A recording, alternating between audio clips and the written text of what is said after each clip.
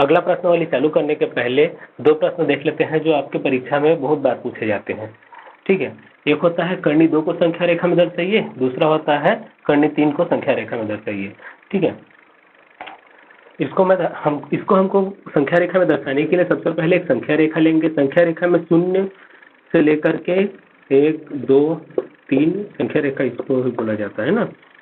तो हम लोग क्या करेंगे, सबसे पहले एक संख्या रेखा खींचा गया, मैं जो बोल रहा हूँ उसको लिखते जाएंगे।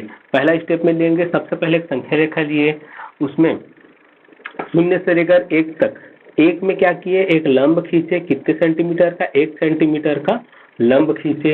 ये लिखना है ना जो मैं बोल रहा हूँ उसको।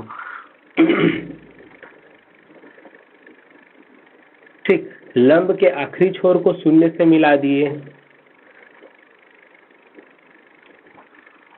अभी हमको एक समकोण त्रिभुज मिला, समकोण त्रिभुज में समकोण त्रिभुज को ए बी सी नाम दिए।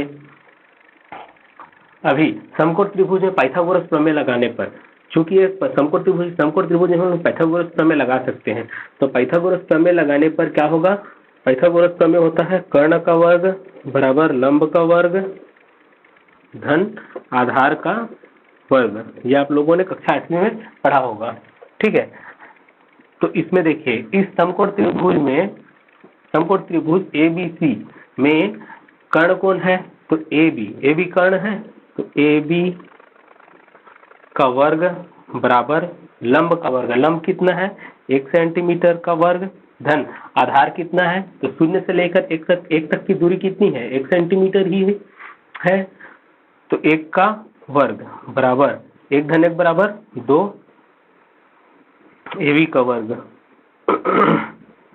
तो हम लोग को फाइनली ए बी का मान क्या मिला, 2। ए बी का मान हम लोग को, सॉरी ये वर्ग था, वर्ग इधर जाकर क्या हो जाएगा, कर्णी में बदल गया, तो ए बी का मान हम लोग को, ए बी का मान क्या मिला, कर्णी 2। ठीक, अभी क्या करेंगे हम लोग, अगला स्टेप लिखाएगा कि ए बी का मान हम लोग को कर्णी 2 मिल गया। कर्णी 2 मिलने के बाद हम लोग क्या करेंगे, एक डिवाइडर लेंगे। डिवाइडर से अगर मैं ए बी को यहाँ से लेकर यहाँ तक की दूरी कितनी है, कर्णी 2, लेकिन हमको उसको संख्या रेखा में दर्शाना है, तो अगर मैं कर्णी 2 को यहाँ से नीचे गिरा दूंगा तो हम लोग को यहाँ से यहाँ तक की दूरी कितनी मिल जाएगी, कर्णी 2, जो कि संख्या रेखा में है। यही चीज करना है हमको, तो क्या करेंगे, डिवाइडर लेंगे। डिवाइडर से बी से लेकर ए तक की जो दूरी है उसको नापेंगे, उसके बाद एक चाप खींच देंगे जो कि क्या करेगा, हम लोग के संख्या रेखा में कटेगा। तो यही करेंगे इस तरह से। तो जब हम लोग डिवाइडर से ए से लेकर के संख्या रेखा में जो चाप कटा, तो यहाँ से 0 से लेकर के जहां तक चाप कटा है वहां तक की दूरी को क्या बोलेंगे हम लोग, कर्णी 2 बोलेंगे। ठीक है, सरल है। मैंने यहाँ पर आपको बना के दिखाया और जो मैं यहाँ पर करते जा रहा हूँ उसको हम लोग को लिखना है, बस यही इसका क्या होगा, हल होगा। ठीक, समझ में आया? एक बार फिर से बता देता हूँ। देखिए क्या करेंगे हम लोग, सबसे पहले एक संख्या रेखा खींचेंगे। संख्या रेखा में 0 से लेकर के 1 तक की दूरी में 1 में हम लोग क्या करेंगे, एक लंब खींचेंगे जिसकी लंबाई कितनी होगी, 1 सेंटीमीटर होगी। और 1 सेंटीमीटर के टाप को क्या मान लेंगे, मतलब जो ऊंचाई रहेगा उसको a मान लेंगे, उस ऊंचाई को 0 से मिलाएंगे और 0 को क्या मान लिए हम लोग, b मान लिए हैं। ठीक है, तो यहाँ पर हम लोग को एक त्रिभुज मिल जाएगा जो समकोण त्रिभुज होगा। समकोण त्रिभुज का नाम है ABC। ठीक, जिसमें हम लोग को दो भुजाओं का माप पता है, कितना, BC कितना है, 1 सेंटीमीटर, चूंकि 0 से 1 तक की दूरी गई है इसलिए ये 1 सेंटीमीटर होगी। अभी 1 से हम लोग 1 सेंटीमीटर का क्या किए हैं, भुजा खींचे हैं जिसकी लंबाई 1 सेंटीमीटर है। तो यहाँ से एक समकोण त्रिभुज में आधार और लंब का माप हमको पता है, तो हम लोग कर्ण का भी माप निकाल सकते हैं पाइथागोरस प्रमेय से। पाइथागोरस प्रमेय से हम लोग निकाले तो ये हम लोग को कर्ण का मान मिला, कर्णी 2। अभी देखिए, चूंकि ये कर्णी 2 संख्या रेखा के ऊपर में है तो इसको संख्या रेखा में लाने के लिए क्या करेंगे, एक हम लोग डिवाइडर लेंगे। डिवाइडर से बी से ए तक की दूरी को मापेंगे और उसको यहीं पर से एक चाप काट देंगे जो कि संख्या रेखा में जाकर के मिलेगा। तो संख्या रेखा में जाकर जहां पर मिलेगा वहां से लेकर के 0 तक की जो दूरी होगी वही क्या होगी, कर्णी 2 होगी। इस तरह से हम लोग क्या कर सकते हैं, कर्णी 2 को संख्या रेखा में दर्शा सकते हैं। ठीक। अभी देखिए अगला प्रश्न क्या होगा कि कर्णी तीन को संख्या रेखा में दर्शाइए। अगला प्रश्न ये है। तो कर्णी तीन को संख्या रेखा में दर्शाने के लिए क्या करेंगे, जो हम लोग कर्णी दो को संख्या रेखा में दर्शाए वो काम तो पूरा का पूरा करना है। पूरा का पूरा काम जो कर्णी दो में किए हैं वो काम कर्णी तीन के लिए भी करेंगे। उसके बाद उसके आगे करेंगे जहां पर जहां पर कर्णी दो का मान हमको मिला है, यहाँ पर हम लोग क्या करेंगे, एक लंब खींचेंगे। जो लंब हम कर्णी दो में एक में खींचे थे, वो लंब हम लोग को कहाँ पर खींचना है, जहां पर हम लोग क्या किए हैं, कर्णी दो का चाप काट के जो लंबाई पाए थे वहां पर। तो यहाँ पर को हम लोग मान लेंगे x, और x से एक लंब खींचा। हम लोग का जो स्टेटमेंट रहेगा, जो स्टेप रहेगा, चरण बोलते हैं जिसको, चरण या पद। पहला चरण क्या होगा, x से एक सेंटीमीटर का क्या किए, लंब खींचे। एक सेंटीमीटर की ऊंचाई को ओ से मिलाया। ठीक। अब देखिए इसको हम लोग x माने थे तो इसको y मान लेते हैं, और ये b तो था ही, मतलब b से मिला दिए। ठीक। अब देखिए हम लोग को एक त्रिभुज और मिल गया। कौन सा त्रिभुज, x y और b। एक्स वाई बी त्रिभुज क्या है, ये भी एक क्या है, समकोण त्रिभुज है। चूंकि हम लोगों ने यहाँ पर क्या किए थे, लंब डाले थे, लंब खींचे थे, इसलिए ये क्या हुआ, समकोण त्रिभुज हुआ। अब फिर से इस समकोण त्रिभुज में हम लोग को देखिए b से लेकर x तक की दूरी हम लोग को पता है कितना है, b से लेकर x तक की दूरी कितना है, कर्णी दो, जो कि हम लोग निकाल चुके हैं। उसके बाद x से लेकर के y तक की दूरी कितनी है, 1 सेंटीमीटर, जो कि हम लोग खींचे हैं, लंब की लंबाई जो खींचे थे। अब देखिए यहाँ पर भी वही हाल है, आधार हमको पता है, लंब पता है, तो कर्ण निकाल लेंगे। तो त्रिभुज एक्स वाई बी में पाइथागोरस प्रमेय लगाने पर, पाइथागोरस इसमें भी लगेगा। जब इसमें हम लोग पाइथागोरस प्रमेय लगाएंगे तो क्या हुआ, कर्ण का वर्ग, कर्ण कितना है, बी वाई का वर्ग बराबर लंब का वर्ग, लंब कितना है 1 सेंटीमीटर, धन आधार, आधार कितना है, कर्णी दो का वर्ग। ठीक। एक एकम एक हो गया, धन कर्णी दो का वर्ग कितना हो जाएगा, दो, दो और एक तीन, दो और एक कितना हुआ, तीन। अब देखिए बी वाई का वर्ग बराबर क्या हुआ हम लोग का, तीन। तो बी वाई कितना होगा, वर्ग इधर जाकर के क्या बन जाएगा, कर्णी। तो ये हम लोग का क्या मिल गया, कर्णी तीन। तो बी से लेकर वाई तक की जो लंबाई है वो कितना हुआ, कर्णी तीन। अब देखिए अब ये हम लोग का जो कर्णी तीन है, कर्णी तीन तो मिल गया। कर्णी तीन को क्या करना है, संख्या रेखा में दर्शाना है। तो संख्या रेखा में दर्शाने के लिए क्या करेंगे, सेम काम जो कर्णी दो के लिए किए थे। क्या किए थे, एक डिवाइडर लेंगे, डिवाइडर को बी में रखेंगे और वाई तक की लंबाई को नापेंगे। उसके बाद क्या करेंगे, वाई तक का जो चाप है उसको हम लोग आगे खींच देंगे, जो कि संख्या रेखा में कहीं पर मिलेगा। इसको कुछ नाम दे दीजिए, इसको नाम दे देते हैं जेड। ठीक। जहां पर ये मिलेगा वही क्या है, कर्णी तीन है। ठीक। तो इस तरह से हम लोग क्या करेंगे, कर्णी दो और कर्णी तीन को हम लोग संख्या रेखा में दर्शा सकते हैं। क्लियर। आगे प्रश्नावली देखते हैं।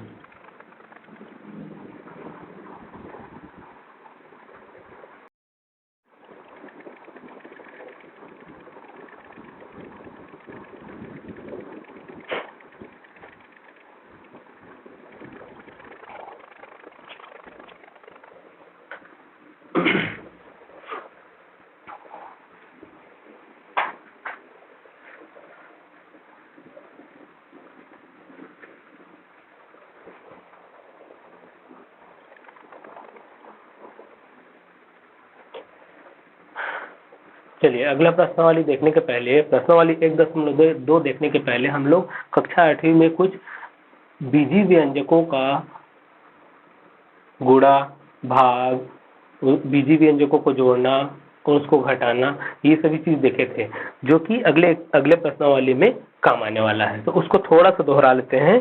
जैसे कि हम लोग कक्षा 8वीं में बीजी व्यंजक देखे थे, ए धन बी, हम लोग इसको जब जोड़ते थे तो देखिए बीजी व्यंजक ए और बी क्या है, अलग अलग है, इसलिए ये नहीं जुड़ेगा।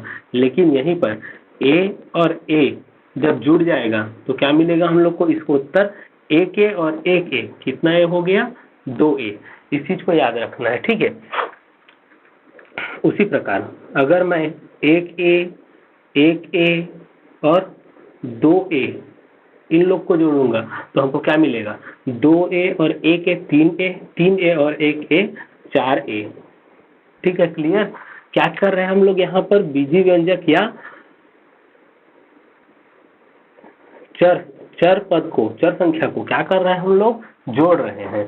ठीक, लेकिन अगर कहीं पर a गुणा a लिख देगा तो यहाँ पर क्या होगा, a और a का गुणा हो रहा है, तो गुणा हो रहा है तो यहाँ पर हम लोग का घातांक का नियम लग जाएगा। घातांक का नियम क्या होता है कि अगर आधार बराबर हो तो घाते क्या हो जाती है, जुड़ जाती है। अगर आधार बराबर हो और संख्या गुणा के रूप में हो तो घाते क्या हो जाती है, जुड़ जाती है। तो इसका उत्तर क्या हो जाएगा, इसका घात 1, इसका घात 1, 1 और 1 कितने हो गए, 2, इसका घात 2। खैर, इसको तो हम लोग अगले अध्याय में पढ़ेंगे। अभी फिलहाल के लिए बीजी व्यंजकों का जो जोड़ था इसको जानना जरूरी है। ठीक है, अगला यहाँ पर बीजी व्यंजकों का गुणा किस प्रकार से हम लोग करते थे, जैसे कि a है धन b है और c धन d। अगर इसको हम लोग गुणा करना है तो गुणा करने के लिए क्या करते थे, a का गुणा क्या होता था, इन दोनों के साथ होता था। ठीक, अच्छा, इसको अगर जैसे कि आप लोग 8वीं में नहीं समझ पाए हैं तो अभी समझ लिए। क्या करेंगे, a का गुणा सबसे पहले हम लोग a का गुणा क्या करेंगे, इसके साथ करेंगे, फिर इसी a का गुणा क्या करेंगे, d के साथ करेंगे। क्या किए, a का इन दोनों के साथ गुणा कर दिए, चूंकि धन में है इसलिए क्या होगा, पूरा का पूरा जो समीकरण है वो क्या हो जाएगा, धन में आएगा। a का पहले इन दोनों के साथ गुणा करेंगे, फिर अब a का गुणा तो हो गया, अब फिर क्या करेंगे, b का गुणा फिर से c के साथ करेंगे, फिर से b का गुणा क्या करेंगे, d के साथ करेंगे। समझ में आया क्या करना है। तो आगे देखिए, a का गुणा क्या करने के लिए बोला मैं, c के साथ करेंगे, तो a का गुणा c के साथ होगा तो क्या मिलेगा, a और c। फिर और ये धन में है तो धन का धन हो गया, a का गुणा d के साथ करेंगे तो क्या मिलेगा, a और d। अब a का गुणा तो खत्म, इधर और कुछ है भी नहीं तो गुणा करने का मतलब नहीं है। अब क्या बच गया, b, तो b का गुणा फिर से क्या होगा, c के साथ होगा तो क्या मिलेगा, b c। उसके बाद धन है तो धन, उसके बाद b का गुणा किसके साथ होगा, d के साथ होगा, b का गुणा d के साथ। तो इस प्रकार हमको क्या मिलता था, एक समीकरण मिलता था। ठीक, समझ में आया। इसी प्रकार से हम लोग क्या करेंगे, आगे जितने भी हम लोग को प्रश्नावली 1.2 में जो भी हम लोग को मिलेगा उसको हल करने की कोशिश करेंगे इसी प्रकार से। ठीक है, इसके अलावा तो आप लोग उसको तो जान ही रहे हो कि धन का गुणा अगर धन के साथ होगा तो उत्तर क्या मिलेगा, धन में मिलेगा। धन का गुणा अगर ऋण के साथ में हुआ तो क्या मिलेगा, ऋण मिलेगा। या ऋण का गुणा धन के साथ होगा तब भी हमको क्या मिलेगा, ऋण मिलेगा। और ऋण का गुणा अगर ऋण के साथ मिलेगा तो धन। इसको याद रखने के लिए सबसे अच्छा ट्रिक ये है कि अगर जो चिन्ह है वो समान है, मान लीजिए देखिए इन दोनों का चिन्ह समान है और इन दोनों का चिन्ह समान है, अगर चिन्ह समान है तो हमको क्या मिलेगा, धन मिलेगा। ठीक है, अगर चिन्ह विपरीत है, देखिए ये धन है ये ऋण है, अगर चिन्ह विपरीत है तो हमको ऋण मिलेगा, चिन्ह विपरीत है तो हमको ऋण मिलेगा। इस तरह से आसानी से याद कर सकते हैं। मतलब अगर चिन्ह समान है, धन धन है धन मिलेगा, ऋण ऋण है तब भी धन मिलेगा, चिन्ह समान है तो धन मिलेगा और विपरीत है तो ऋण मिलेगा। इस तरह से याद कर सकते हैं। ये गुणा के लिए है, ठीक है, ये गुणा के लिए है। और जोड़ और घटाव के लिए भी बहुत सरल है कि जिस संख्या का जो संख्या बड़ा होता है उस संख्या का चिन्ह लगता है। जैसे कि अगर मैं 4 में 3 को हटा दूं तो क्या मिलेगा, हमको 1 मिलेगा। देखिए बड़ा संख्या धन में है तो उत्तर क्या हुआ, धन में आया। और यहीं पर अगर मैं 3 में 4 को हटाऊंगा तो क्या मिलेगा, ऋण 1 मिलेगा। क्यों, क्योंकि बड़ा संख्या क्या है, ऋण में है। बोलने का मतलब जो संख्या बड़ा रहता है और जो बड़ा संख्या रहता है वो जो चिन्ह रखा रहता है वही क्या होता है, वही चिन्ह उत्तर में आता है। जैसे ये धन में है तो बड़ा संख्या धन में है तो उत्तर धन में आया, छोटा संख्या ऋण में है तो उत्तर ऋण में आया। ये छोटी सी बात थी। इसके बाद अच्छा, इसमें जैसे कि हम लोग क्या किए, यहाँ पर ये बीजी व्यंजक ए और बी है, ए और बी को हम लोग क्या किए, जोड़ रहे हैं। तो ये यहाँ पर हम लोग का जो अगला प्रश्नावली है, यहाँ पर ये तो नहीं रहेगा, विधि व्यंजक नहीं रहेगा, इसकी जगह में क्या रहेगा, मान लीजिए कर्णी 2 है, तो कर्णी 2 है तो कर्णी 2 के साथ जुड़ गया, तो हमको आंसर क्या मिलेगा, उत्तर क्या मिलेगा। ठीक, ये हम लोग का ये वाला है ना।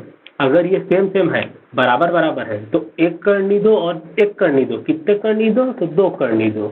समझ में आया। यहाँ पर क्या था, ए था, तो हम लोग ए, एक ए, दूसरा ए, दोनों ए जुड़ गया तो कितने मिले, 2 ए।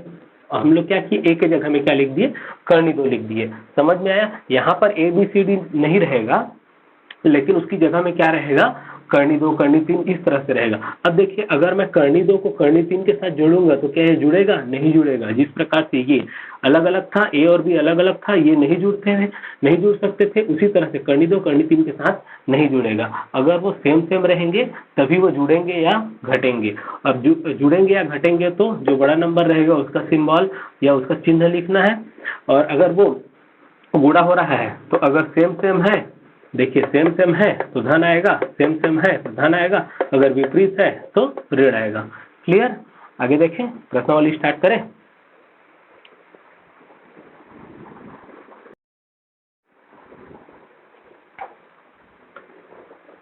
अच्छा, प्रश्नावली शुरू करने से पहले छोटी सी बात और बतानी थी, एक छोटी सी बात और छूट गई थी।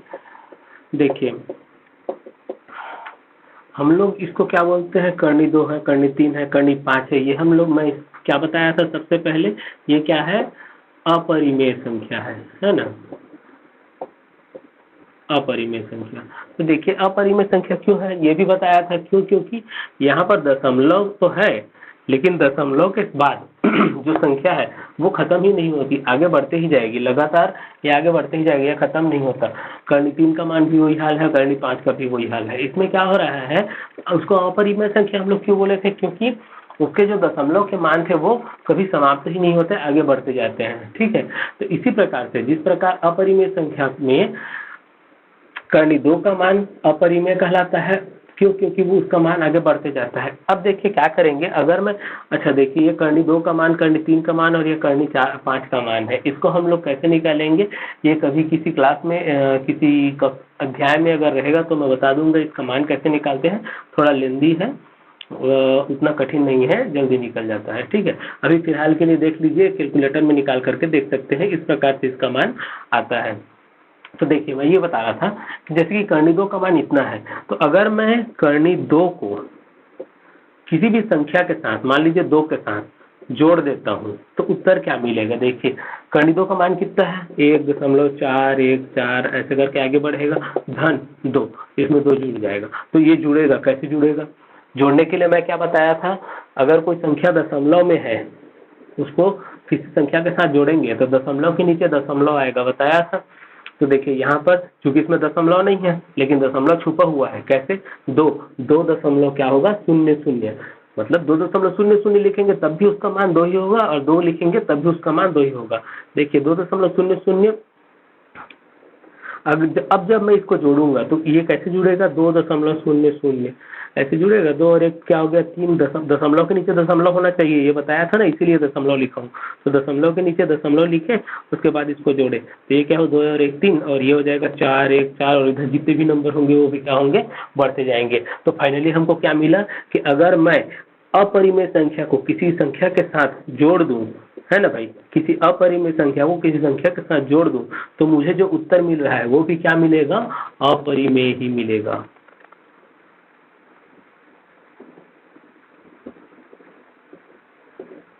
समझ में आया। यही चीज मैं बताना चाह रहा था कि अगर किसी अपरिमेय संख्या को किसी संख्या के साथ जोड़ देते हैं या घटा देते हैं या गुणा कर देते हैं या भाग कर देते हैं, तो हमको जो उत्तर मिलेगा वो भी क्या मिलेगा, अपरिमेय ही मिलेगा। और ये आप करके देख सकते हैं, क्योंकि इन सभी के मानों को अगर मैं इनको किसी भी संख्या के साथ जोड़ूं या घटाऊं या गुणा करूं या भाग करूं, तो जो उत्तर मिलेगा वो क्या मिलेगा, आगे बढ़ते ही मिलेगा। क्यों, क्योंकि ये इसके जो अपरिमेय का जो मान है वो भी आगे बढ़ रहा है, तो उसका उत्तर भी क्या होगा, आगे बढ़ते हुए ही मिलेगा। इसीलिए ये इसका जो उत्तर मिलता है वो भी क्या होता है, अपरिमेय होता है। ठीक है, ये छोटी सी जानकारी थी। आगे प्रश्नावली चालू करते हैं।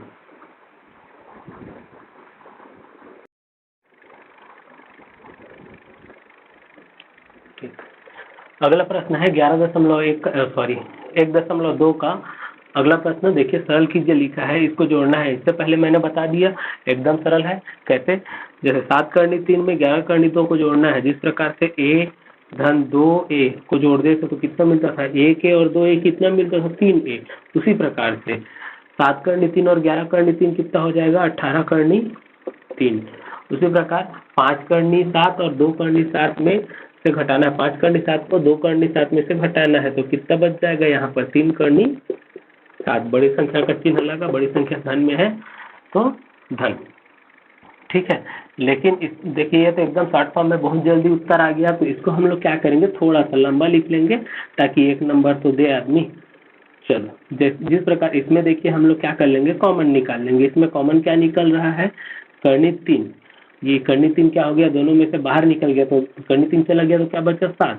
यहाँ पर करनी 3 चला गया तो क्या बचा? 11। इन दोनों को जोड़ देंगे तो कितना हो गया? 18 करनी 3। उसी प्रकार से इसमें भी करनी 7 क्या निकल गया? बाहर निकल गया, तो यहाँ क्या बचा? 5 ऋण, यहाँ क्या बचा? 2। 5 में 2 गया तो 3 करनी 7। ठीक, अगला देखते हैं।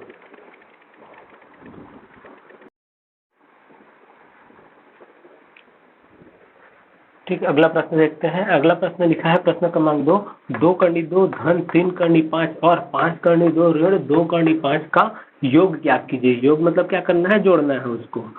ठीक, इन दोनों को जोड़ेंगे तो प्रश्नानुसार क्या बोला है? 2 करनी 2 धन 3 करनी 5 धन 5 करनी 2 ऋण 2 करनी 5। इन लोग को क्या करना है? इतने पूरे को इतने पूरे के साथ जोड़ना है। तो जोड़ दिए हम लोग। तो जोड़ने के लिए सबसे पहले क्या बताया था मैं? a जुड़ेगा a के साथ, b जुड़ेगा b के साथ। यहाँ पर भी वही हाल है, करनी 2 जुड़ेगा करनी 2 के साथ, 5 के साथ नहीं जुड़ेगा। ठीक है, तो करनी 2 वाला जो पद है उसको देखिए, ये 2 पद है, तो 5 करनी 2 और 2 करनी 2 कितने हो गए? 7 करनी 2। ठीक, अब यहाँ पर 3 करनी 5 और ऋण 2 करनी 5, ये धन में है ये ऋण में है, तो क्या होगा? घटेगा। तो 3 करनी 5 और 2 करनी 5, 3 करनी 5 में से 2 करनी 5 चला गया, तो कितना बचा? 1 करनी 5। तो 1 करनी 5 को 1 को लिखने की जरूरत नहीं है, करनी 5, 2 में से 1 चला गया, करनी 5 बस बच गया। ठीक है, समझ में आया? और बड़ी संख्या का चिन्ह धनात्मक लग गया। यहाँ पर कोई लोग कंफ्यूज हो जाते हैं, इतना जल्दी इतना शॉर्ट फॉर्म में सर लिख दिए। शॉर्ट फॉर्म चलिए ठीक है, थोड़ा लंबा ले लेते हैं। क्या करेंगे? करनी 5 करनी 2 वाला पद को एक साथ लिख लेते हैं, तो 2 करनी 5 सॉरी 2 करनी 2 धन 5 करनी 2। ठीक है, अब 5 करनी वाले को एक साथ लिख लेते हैं, धन में है तो धन 3 करनी 5, ऋण में है तो ऋण 2 करनी 5। उसके बाद क्या करेंगे? इसको यहाँ से इसको कॉमन निकाल लेंगे। किसको? करनी 2 को कॉमन निकाल लेंगे। करनी 2 कॉमन निकल जाएगा तो ये क्या, यहाँ पर क्या बच जाएगा? 2। करनी 2 चला गया, ऐसे ब्रैकेट बना लो, यहाँ करनी 2 बाहर निकल गया, तो यहाँ क्या बच गया? 2 धन का धन, यहाँ से करनी 2 चला गया, क्या बचा? 5। ठीक, अभी यहाँ से करनी 5 बाहर निकल गया, तो यहाँ क्या बचा? 3। यहाँ क्या था? ऋण, यहाँ क्या बचा? 2। आगे फिर हल करेंगे। ये क्या हो जाता है? थोड़ा लंबा हो जाता है, लेकिन चलिए कोई बात नहीं। 5 और 2 7, करनी 2 धन 3 में 2 गया, बचा कितना? 1, और 1 गुणा करनी 5, तो 1 करनी 1 कम 1 ही होगा, तो 1 को लिखने की जरूरत नहीं है। यही क्या होगा? आंसर होगा, उत्तर होगा। आगे देखते हैं।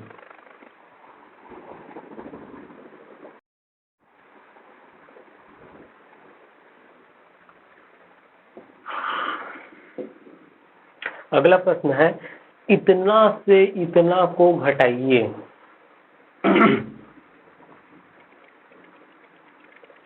सॉरी, इतना को इतना से घटाइए है प्रश्न, ये है ना? क्या बोला है? इतना को हमको किससे घटाना है? इससे घटाना है, मतलब ये पहले रहेगा, इसमें से इसको क्या करना है? घटाना है। घटाना है मतलब माइनस करना है। ठीक है, ये थोड़ा सा समझने वाला प्रश्न है। इसमें क्या लिखा है? 8 करनी 7 ऋण 5 करनी 5 से, इतना से इसको घटाना है। क्या करना है? घटाना है, इतने को घटाना है। चूंकि ये एक पद तो नहीं है, दो पद मिलकर के पूरा का पूरा पद बना है, तो क्या करेंगे, ये पूरा का पूरा पद माइनस में होगा, तो पूरा का पूरा पद माइनस में होगा, मतलब यहाँ पर क्या लगाएंगे? कोष्टक लगाएंगे। देखिए यहीं पर कंफ्यूज होते हैं लोग, घटाइए बोला है तो सिर्फ इसी को बस थोड़ी ना घटाना है, इसको भी घटाना है, तो दोनों को घटाने के लिए क्या करेंगे, इसको हम लोग ब्रैकेट में लिख लेंगे। ठीक है, तो ये ब्रैकेट में चला गया, 3 करनी 5 धन 5 करनी 7। ठीक, अब आगे देखते हैं, 8 करनी 7 ऋण 5 करनी 5, इसमें तो कुछ करना नहीं था। ये क्या होगा, यहाँ पर से जब ये कोष्टक खुलेगा, मतलब ये माइनस, ये घटाना पूरे को है ना कि इतने बस को थोड़ी ना घटाना है, तो ये माइनस इसमें बस नहीं रहेगा, इसमें भी रहेगा, तो ये माइनस क्या होगा, अंदर में गुणा होगा, तो सभी के साथ गुणा होगा, तो इसके जो चिन्ह है वो बदल जाएंगे, तो माइनस आगे बढ़ेगा, तो ये माइनस माने ऋण और धन का गुणा, तो विपरीत विपरीत चिन्ह क्या हो जाएंगे, विपरीत चिन्ह ऋणात्मक में आता है, उत्तर गुणा में बताया था। फिर ये धन और ऋण का गुणा होगा तो क्या बनेगा, ये विपरीत चिन्ह फिर से ऋण में आ जाएगा।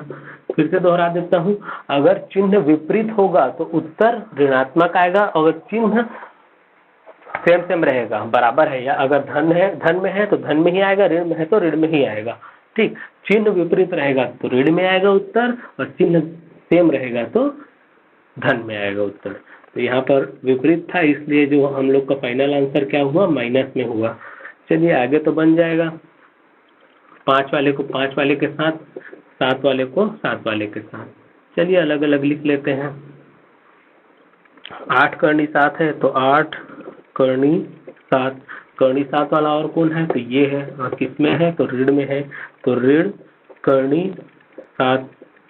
आगे करनी 5 वाला कौन है, तो ये है, और किसमें है, ऋण में है, तो ऋण 5 करनी 5, करनी 5 वाला ये है, और किसमें है, ऋण में है, तो ऋण करनी 5।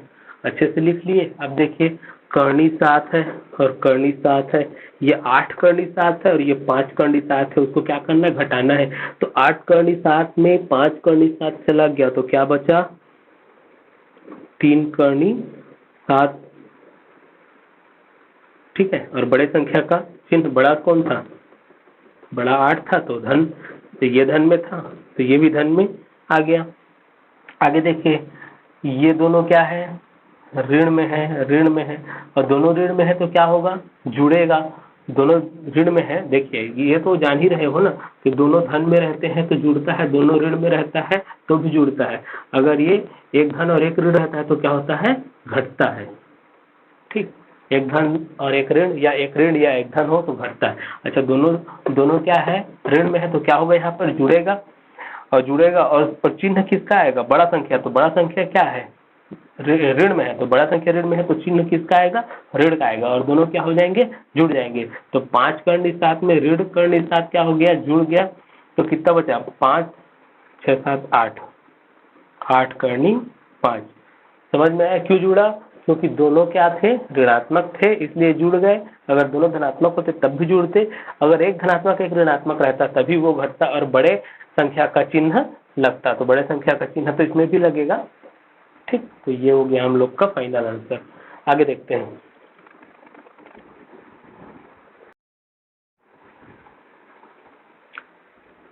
चलिए अगला प्रश्न है प्रश्न क्रमांक 4, सरल कीजिए लिखा है। सरल कीजिए मतलब उसको तब तक सरल करना है जब तक वो सॉल्व होता रहे, मतलब हल होता रहे, तब तक उसको हल करना है।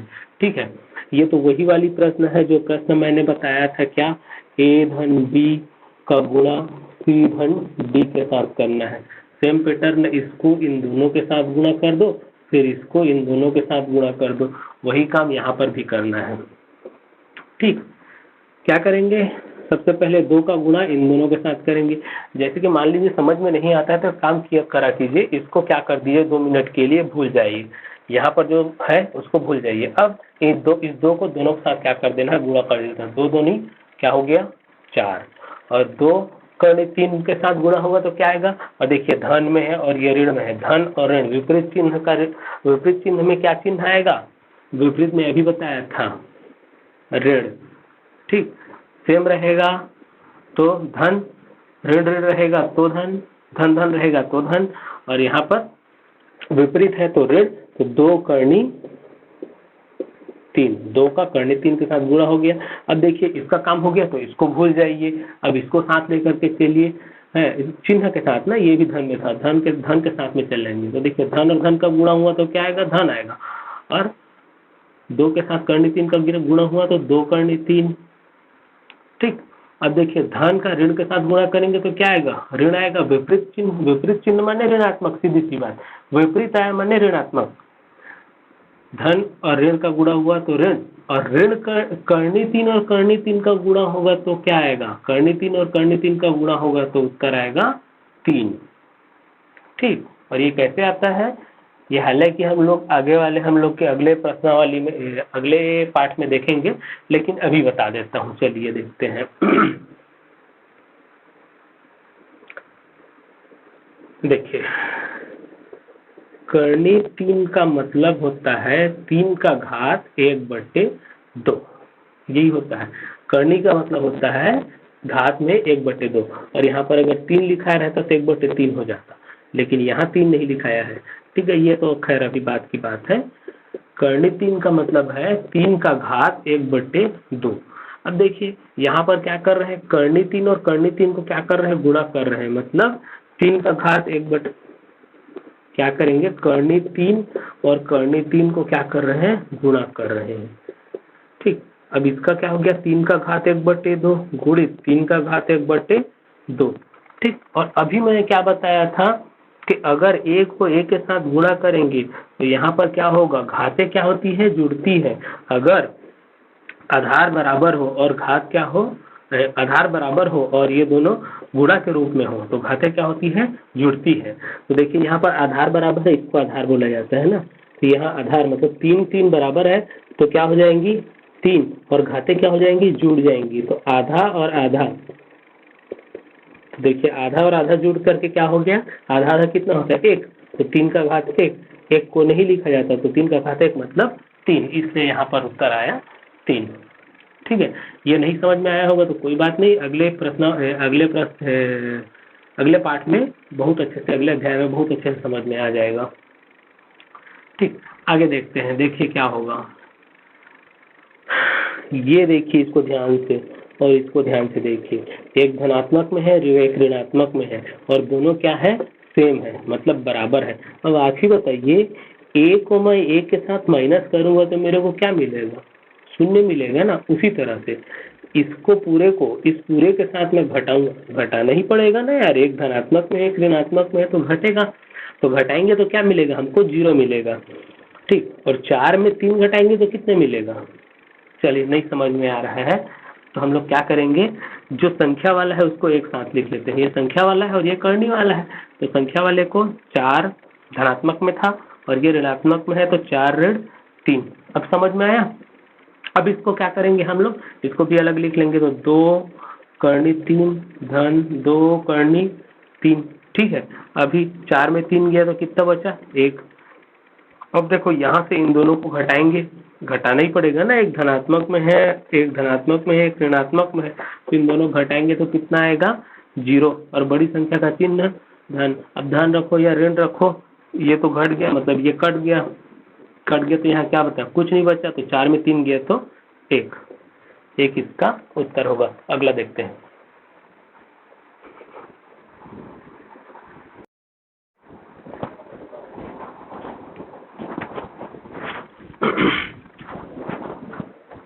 चलिए अगला प्रश्न देखते हैं। प्रश्न क्रमांक 4 का दूसरा लिखा, सरल कीजिए। सेम क्वेश्चन है, कोई दूसरा नहीं है। क्या करना है इसमें, इस 5 को इन दोनों के साथ गुणा करना है, फिर करनी 5 को इन दोनों के साथ गुणा करना है। ठीक है, चलिए 5 से गुणा इसके साथ किए तो कितना मिला, 5 पंचे 25। अगला फिर 5 का इसके साथ गुणा किए तो धन और ऋण का गुणा हो जाएगा ऋण, और ये हो जाएगा 5 करनी 5। ठीक है, 5 एक संख्या है तो संख्या, और ये परिमेय संख्या है तो इसके साथ इसका गुणा इस रूप में होगा। ठीक है, अगला अब 5 का इन दोनों का गुणा हो गया बात खत्म। अब इसका इसका इन दोनों के साथ गुणा होगा तो धन और धन का गुणा क्या हो जाएगा, धन करनी 5 और 5 का गुणा किए तो 5 करनी 5। ठीक, अभी इस करनी 5 का इस करनी 5 के साथ गुणा होगा तो क्या मिलेगा, अच्छा धन और ऋण का गुणा ऋण, करनी 5 और करनी 5 का गुणा करेंगे तो हमको क्या मिलेगा, इस तरह से देख लेते हैं, करनी 5 गुणित करनी 5। ठीक है तो ये हो जाएगा हम लोग का 25। अच्छा इसमें देखिए ये धन, ये संख्या ऋणात्मक है, ये संख्या धनात्मक है और दोनों बराबर है तो ये क्या हो जाएगा, कट जाएगा। क्लियर है, ये दोनों क्या हो गए, कट गए। और यहाँ पर क्या आएगा, ऋण, इन दोनों का गुणा किए तो क्या बनेगा, ये 5 बड़ा वाला करनी बन जाएगा। बड़ा वाला करनी एक तरीका ये बताया है कि इन दोनों का गुणा क्या होता है, ये दोनों अगर करनी में हो और इसको गुणा करते हैं तो हमको क्या मिलेगा, 5 मिलेगा, एक तरीका पिछले वाले प्रश्न में। और अभी दूसरा देख लीजिए, दूसरा तरीका एक होता है करनी 5 और करनी 5 को गुणा करेंगे तो एक बड़ा करनी बन जाएगा। और करनी को हटाने के लिए क्या करेंगे, 2 का जोड़ा बनाएंगे। 2 का जोड़ा बना करके हम लोग इसको जब बाहर निकालेंगे तो ये दोनों क्या बन जाएगा, एक ये करनी में है तो ये बाहर निकल जाएगा तो करनी क्या हो जाएगा, खत्म हो जाएगा। तो ये हो गया 25 ऋण, और ये दोनों बाहर निकला तो 1 5 बना और करनी खत्म हो गया। इसमें से 25 में से 5 घटा तो कितना बचा, 20। ये क्या होगा इसका उत्तर। अगला प्रश्न देखते हैं।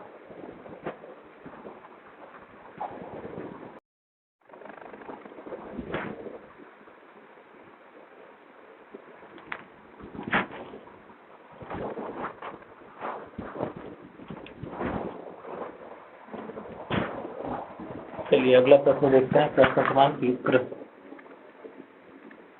चलिए अगला प्रश्न देखते हैं, प्रश्न क्रमांक 3। सेम क्वेश्चन जैसा हम लोग गुणा करते आए हैं वैसी अच्छे से डिटेल में बता देता हूँ। सबसे पहले क्या करना रहता है, पहले वाले को इन दोनों साथ गुणा करना रहता है। तो इसको हम लोग क्या कर लेंगे, थोड़े टाइम के लिए भूल जाएंगे। इसको इन दोनों के साथ गुणा करेंगे, फिर इसका जब दोनों साथ गुणा हो जाएगा उसके बाद इसको भूल जाएंगे, इसका इन दोनों साथ गुणा करेंगे। सेम पैटर्न में जैसे करते आए हैं। करनी 2 का इसके साथ गुणा करेंगे। ठीक, तो ये हो जाएगा करनी 2 गुणित करनी 3। ठीक है, अभी करनी 3 का करनी 8 के साथ गुणा करेंगे। धन और धन का गुणा क्या होगा, धन, तो ये हो जाएगा करनी 2 गुणित करनी 8। ठीक, करनी 2 का इन दोनों के साथ गुणा हो गया। अब क्या करेंगे, इसका इन दोनों के साथ गुणा करेंगे तो ये होगा धन और धन का गुणा धन, करनी 3 गुणित करनी 3, करनी 3 गुणित करनी 3। ठीक, अब धन और धन का गुणा क्या होगा, धन, करनी 3 गुणा करनी 8, करनी 3 गुणा करनी 8। यहाँ तक क्लियर है। अब देखिए चूंकि सभी की सभी करनी में है तो हम लोग क्या करेंगे, इसको एक करनी में बना लेंगे। तो एक करनी में बनाने के लिए क्या करेंगे, इन दोनों को 2 गुणित 3 एक करनी में हो गया। धन, धन वाला पूरा करनी में नहीं होगा ना, धन वाला अलग होगा। उसके बाद ये गुणा में है, सिर्फ गुणा वाला बस एक में होगा। 2 गुणित 8 धन, यहाँ क्या हो जाएगा, 3 गुणित 3 धन 8 गुणित 3 गुणित 8। ठीक, अभी देखिए यहाँ पर 2 का पेयर बन रहा है क्या, देखिए 2 का जोड़ा बनाना है। 2 का जोड़ा बनाएंगे, जिसमें जो 2 का जोड़ा बन जाएगा, 2 का जोड़ा बना करके उस जोड़े को बाहर निकालेंगे तो वो एक बन के निकलेगा और एक बन के निकलेगा और करनी क्या हो जाएगा, वहाँ पर खत्म हो जाएगा। ठीक, यहाँ पर नहीं निकल रहा है तो क्या करेंगे, यहाँ जोड़ी नहीं बन रहा है तो 3 दूनी 6 हो गया धन। यहाँ पर भी जोड़ी नहीं बन रहा है, लेकिन 8 का अगर लघुत्तम निकालेंगे तो 8 क्या होगा और आगे बढ़ेगा। तो 8 को हम लोग क्या लिख सकते हैं, जैसे मान लीजिए समझ में नहीं आता 8 को क्या लिख सकते हैं, तो हम लोग क्या करेंगे, 8 का एक लघुत्तम निकाल देंगे। 2 चौक 8, 2 दूनी 4, 2 एकम 2। तो 8 को क्या लिख सकते हैं, 2 गुणित 2 गुणित 2 लिख सकते हैं, और 2 ऑलरेडी पहले से था तो ये हो जाएगा 2 गुणित 2 गुणित 2। 8 को 3 बार 2 गुणित 2 गुणित 2 लिख लिए। ठीक, अगला यहाँ पर तो जोड़ी बन रहा है, खैर इसको एक बार और लिख लेते हैं। धन 3 गुणित 8 को हम लोग क्या लिख सकते हैं, फिर से वही 2 गुणित 2 गुणित 2 लिख सकते हैं। क्लियर। अभी देखिए क्या बोला मैं हम लोग क्या करेंगे, जोड़ी बनाएंगे, दो दो का जोड़ी बनाएंगे। जहाँ पर 2 का जोड़ी बना तो दो, जो भी संख्या 2 रहेगा उन संख्याओं को क्या करेंगे, बाहर निकालेंगे, करनी से बाहर निकालेंगे तो वो 1 बन करके निकलेगा।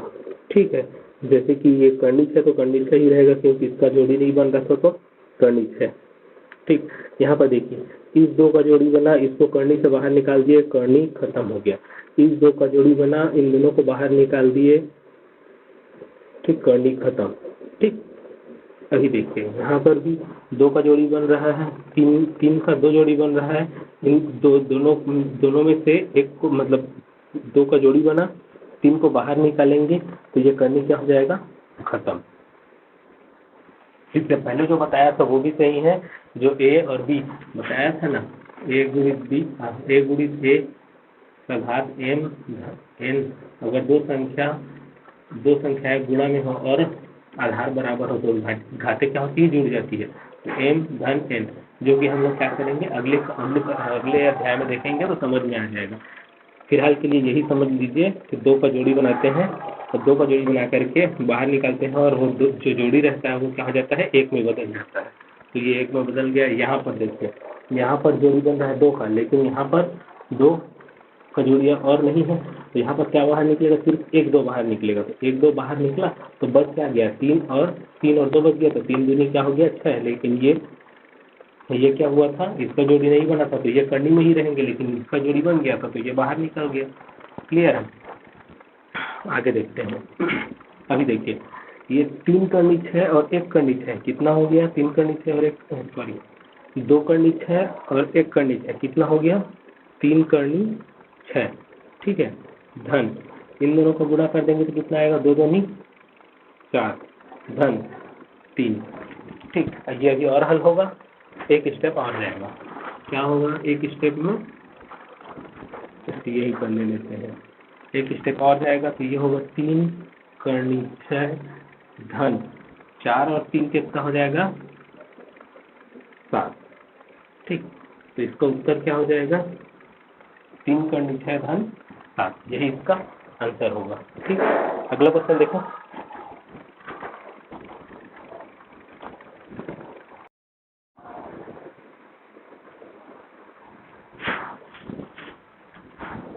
अगला प्रश्न देखते हैं। देखिए ये वाले प्रश्न में क्या हो रहा है, इस वाले प्रश्न में हम लोग इसको दूसरे तरीके से भी हल कर सकते हैं। क्या वाला, एक हम लोग पढ़े थे फार्मूला ए ऋण बी पूरे का वर्ग वाला फार्मूला पढ़े थे। ए ऋण बी पूरे का वर्ग बराबर ए का वर्ग धन बी का वर्ग ऋण 2ab। इस फार्मूला से भी हम लोग बना सकते हैं, आंसर सेम आएगा। लेकिन अभी तक हम लोगों ने जिस तरीके से बनाया उसी तरीके से बनाते हैं। ठीक है, एकदम सिंपल तरीके से। क्या था, इसको हम लोग क्या करेंगे, 2 बार लिख लेंगे। तो 2 बार लिखने के लिए क्या करेंगे, कर्णी 7 ऋण कर्णी 3 एक बार लिखे, दूसरा बार में कर्णी 7 ऋण कर्णी 3 इस तरह से 2 बार लिख लेंगे। उसके बाद क्या करते थे, इस कर्णी 7 का इसके साथ गुणा करेंगे तो ये हो गया कर्णी 7 गुणित कर्णी 7।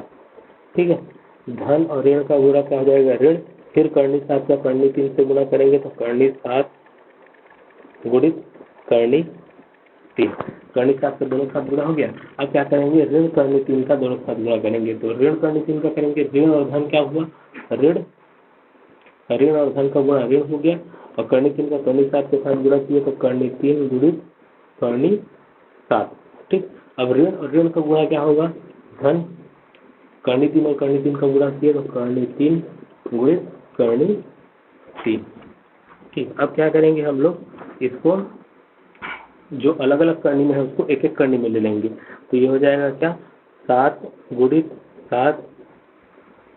ठीक है, ऋण, ये हो जाएगा 7 गुणित 3 ऋण कर्णी 3 गुणित कर्णी 7 का एक साथ ले लिए। अब इन लोग को भी एक साथ ले लेते हैं तो ये हो गया कर्णी 3 गुणित 3। अब देखिए क्या अगला काम क्या था, जोड़ी बना करके बाहर निकालना है। इसका जोड़ी बन रहा है, ये बाहर निकला तो बचा कितना, बचा 7। यहाँ पर जोड़ी बन रहा है क्या, नहीं बन रहा है, तो ऋण गुणा कर दीजिए, कितना 7 किया 21। यहाँ है ऋण है तो ऋण, जोड़ी बन रहा है क्या, नहीं, तो गुणा कर दीजिए 7 या 21। यहाँ जोड़ी बन रहा है, हाँ तो जोड़ी बन रहा है तो क्या करेंगे, 3 को बाहर निकाल दिए, बना क्या 3। पर देखिए संख्या वाले को संख्या वाले के साथ जोड़िया घटा दो, तो 7 और 3 दोनों दोनों घन में है तो क्या होगा, जुड़ जाएंगे, 7 और 3 10, और ये दोनों क्या है, दोनों दोनों ऋण में है तो क्या हो जाएगा, जुड़ जाएगा। तो एक एक करनी 21 और एक करनी 21 दोनों जुड़ गए तो कितने बने, 2 करनी 21, ऋण 2 करनी 21।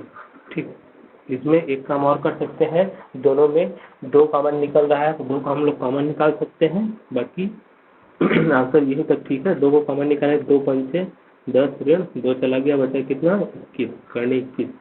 ठीक, ये आंसर हो सकता है, ये आंसर हो सकता है, दोनों में से कोई भी आंसर सही है।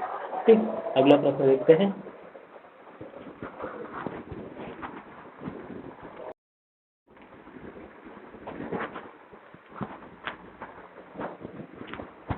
देखिए अगला प्रश्न, प्रश्न क्रमांक 5 लिखा है हर का परिमेयीकरण कीजिए।